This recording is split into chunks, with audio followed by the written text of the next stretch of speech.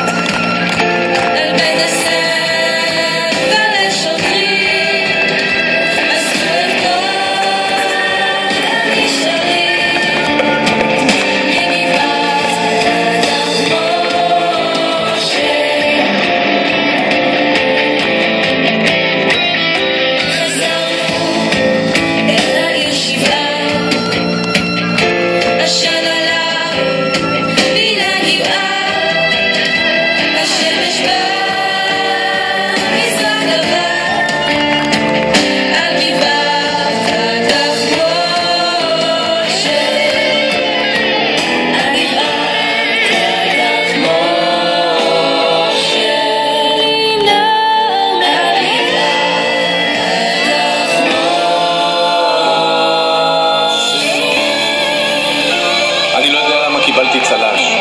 בסך הכל רציתי להגיע הביתה בשלום.